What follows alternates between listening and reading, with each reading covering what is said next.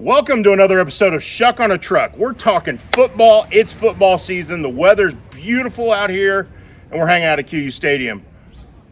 Head QU football coach Gary Bass joining me on the tailgate. Thanks for having me, buddy. This is great. Absolutely. Weather's been absolutely amazing. Have you had a better preseason when it comes to weather? No.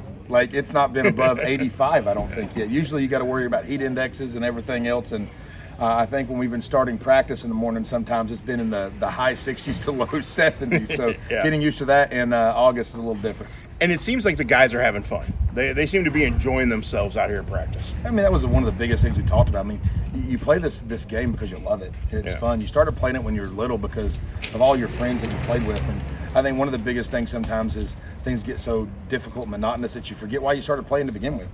It's all about having fun. A lot of activity going on out here at QU Stadium. We're a couple weeks away from the opener. You're starting to see this kind of come to life. When you come out here every morning, do you have that feeling of, okay, it's starting to see? Do you walk out on the field and go, oh, this is awesome?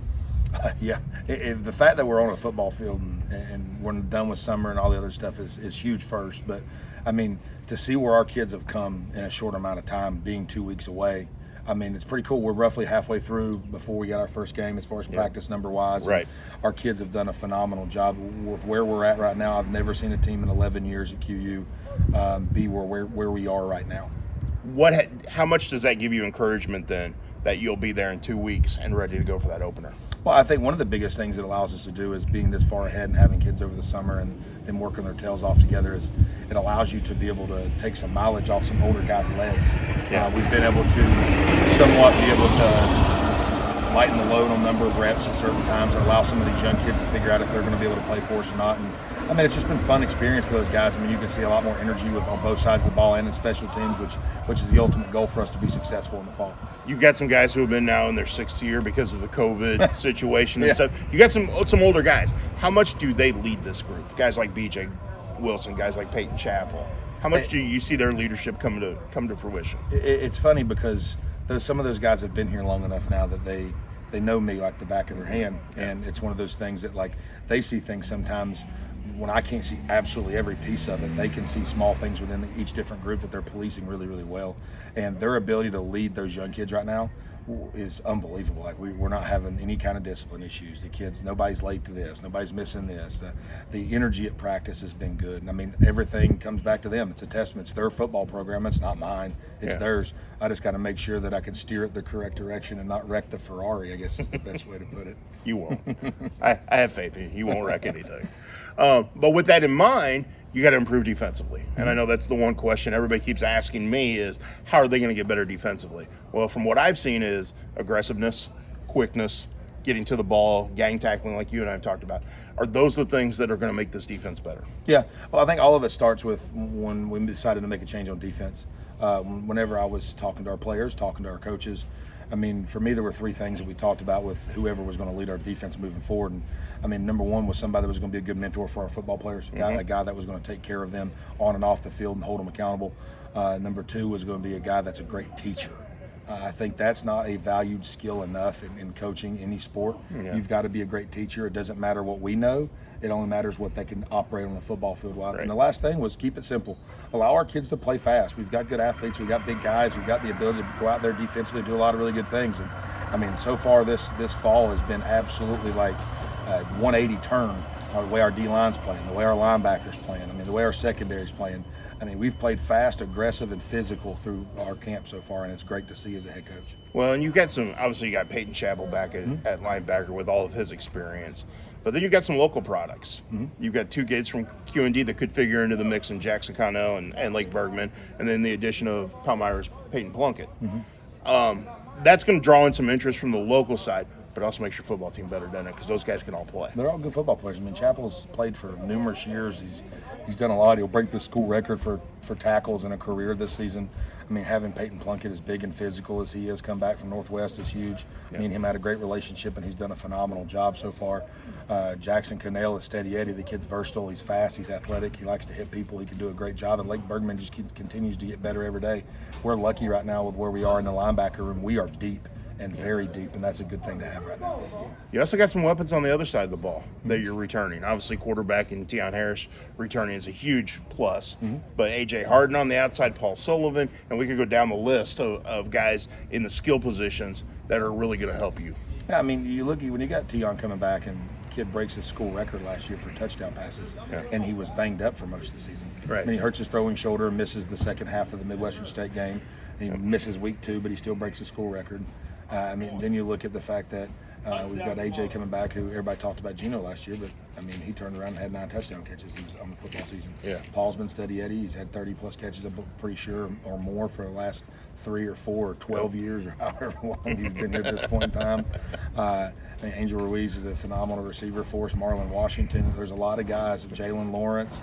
There's a lot of guys on the perimeter for us right now at receiver that we really think highly of, and they can make a lot of plays. Our tight end group has gotten immensely better. Coach Salazar, a new coach for us, has done a phenomenal job with those guys, and we've got 3 or 4 deep there. We moved Grant Hadjisak from quarterback to tight end. He's done a great job, along with Keith Namasango and Hans Wisniewski. So, I mean, we're really, really happy with where we're at right now in that position. Running back, same thing. We've got 2 all-conference players back in Taylor Temple and Tremaine Lee. Jalen Griffin's healthy, which is a huge plus for us. And then anytime you can have B.J. Wilson and Mario Rowland and Cade Cameron and some of those guys anchoring that offensive line, we're pretty happy with where we're at offensively as well. You're pretty big up front. Yeah. Which 6, 7, 8 years ago, we weren't talking about that. The size, the 2 things we've talked about in recruiting. Big people beat up little people, and fast people outrun slow people. If you can get bigger and get faster, then it allows you to be able to do a lot of things. And I mean, again, I wasn't a big offensive lineman, and there's still those guys. Cade Cameron's 6'1", but he's a good football player. And I think the biggest thing for us is doing a great job of identifying size and intangibles that we can continue to coach and get the most out of. And I'm really, really excited about that offensive line. And we got 2 tackles in the future that I think are Chase Krug and Caleb Post from Camp Point, that those 2 are going to be BJ type players, as tall and long and as athletic as they are as freshmen. So we're really, really excited about the youth of this group as well. And because of BJ Wilson and because of some of your their standouts, you got NFL scouts coming in almost daily to check you guys out. That's different. We haven't had that in a while. In 11 years, it's never happened. I mean, we've not had a scout at practice. We've had the Packers, the Patriots, the Vikings, the Bears, the Eagles, the Rams, the Giants are coming in, the 49ers, the Cowboys, the Browns, the Panthers, the Titans. Pretty much the whole list. Yeah, I'm pretty much forgetting somebody I know. But, I mean, it's a product to what BJ's been able to accomplish. And the good thing about that is you get people here to be able to take a look at him, and there may be somebody else that they get an eye on, like a Peyton Chappell, like an A.J. Harden, and other guys like that. So it's always great to give an opportunity for those guys to get exposure to be able to have a chance to live out their lifelong dream of playing in the NFL. But they get to play, whether it's practice or whatever, in front of an NFL scout. Not every college kid gets to do that. No. They have to appreciate that moment, don't they? Yeah, I think it's been one of those things during fall camp that's been pretty cool for them to see. Yeah. Because, I mean, I think it shouldn't take any motivation from the coaching side of things. You got 7, 8 NFL teams that have rolled through here so far, and for them to be able to come to practice every day, almost expecting right now to see an NFL scout here, is pretty cool and it's pretty energizing. I think for a lot of those kids that are young, it's, you know what, we talk all the time about small school kids will get an opportunity if they're good enough, and I think them seeing people come to take a look at BJ is proof positive that, you know what, if you're good enough, they're going to find you, flat out. Yeah. Well, they found him. Oh, boy. And he's a player. And you got quite a few players out here. I think your depth of talent is as good as I've seen. In 11 years that I've been here, I've never seen a team this deep and this talented at any position. Yeah. There's always room for improvement as a coach. We're always looking at how we can do a better job to put them in a better position to be successful, and what they need to improve on individually to get better. But the cool thing about these kids is they've done such a good job of believing in what we're trying to accomplish, and there's nothing but like, okay, coach, I got you. I need to fix that. And they understand where their weaknesses are, and they're trying to change them and turn them into their strengths. And it's pretty cool to watch this coaching staff work with these guys, because I think Coach Pennone on the defensive side of the ball and Coach Bogey on the offensive side of the ball have done a very, very good job so far in this camp, and really excited. We got 2 more weeks to get them ready. Yeah, I think they're tired of hitting each other. Oh, I bet. I can imagine. But a Thursday night opener Yeah, first one in school history. First one in school history. It's going to be fun out here under the lights, QU Stadium. Mm-hmm. Should be a lot of fun. And not only are we going to do it once, we said the heck with it. We're going to do it a second time right after that and do it again. Why not? Ray will be happy. Shout out to Ray. He gets to come to 2 football games in a row because they're on Thursday nights. I think that'll be a good thing to have Ray here. Absolutely. Ray's always a good time to have around. Ray's always a good person to have around. And that's great. Hopefully there's a great crowd on a Thursday night. There should be nothing else going on. Mm-hmm. You know, you're not trying to schedule it to opposite high school football on Friday night. Mm-hmm. You know, obviously Saturdays are college football days, but there's a lot going on in town when it comes to high school soccer and, you know, and a variety of other events. Thursday night should be yours. It should. And I think one of the biggest reasons, I mean, strategically, we did it for that reason, but we also did it after that second game. It almost gives us a couple of days off because then we go back to that following Saturday being game, and we can give our kids Friday and a Saturday and a Sunday off, knowing that we can get a few days off, get some rest, get some recovery in so that we're ready to go for the next 9 games. Should be a lot of fun. Should be. Very, very excited. Most excited I've ever been in my 11 years here as a coach, period. Well, I'm ready to be out here. You and me both, buddy. Should be. I'm looking forward to it. Thanks for taking the time to hang out on the tailgate. Absolutely, buddy. Thanks for having me. Maybe we'll do it again. Absolutely. Anytime. Awesome. This has been another episode of Schuck on a Truck. QU coach Gary Bass. I'm Muddy River Sports editor Matt Schuckman. Join us again next week for another episode.